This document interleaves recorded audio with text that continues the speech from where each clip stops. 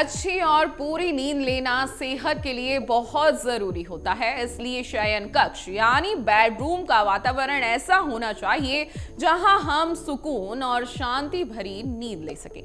कई बार हमें रात को सही से नींद नहीं आती। इसका कारण तनाव भी हो सकता है।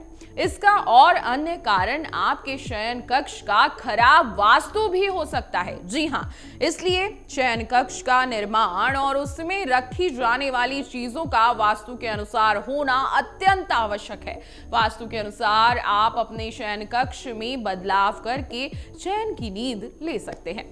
वास्तुशास्त्र के अनुसार घर में कौन सी दिशा में क्या होना चाहिए, इसका उल्लेख कई वास्तु ग्रंथों में मिलता है। भवन भास्कर और विश्वकर्मा प्रकाश सहित अन्य ग्रंथों में भी इसका उल्लेख और वास्तु से जुड़े नियमों की जानकारी मिलती है।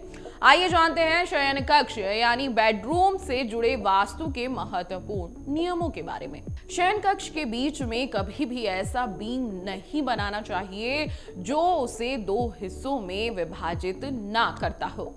बिस्तर या पलंग के सामने कभी भी आईना नहीं लगाना चाहिए। यदि आईना लगा है तो उसे हटा दीजिए। फिर सोते समय उस पर कोई मोटा सा पर्दा आपको रखना होगा। अगर आप उसे हटा नहीं सकते तो सोते समय उसे पर्दे से जरूर ढक दीजिए। शयन कक्ष में कभी भी अपने पूर्वजों, देवी देवताओं की तस्वीर नहीं लगानी चाहिए और ना ही मंदिर बनाना चाहिए। राधा कृष्ण और हंसों के जोड़े की तस्वीर आप लगा सकते हैं।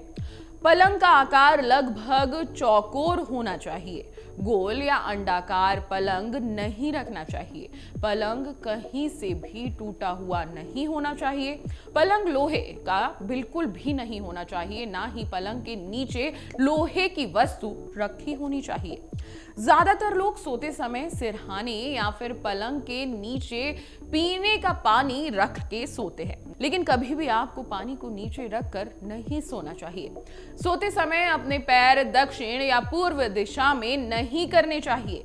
सोते समय पैर पश्चिम दिशा की ओर करना चाहिए। इससे नींद भी अच्छी आती है और वास्तु दोष भी नहीं होता।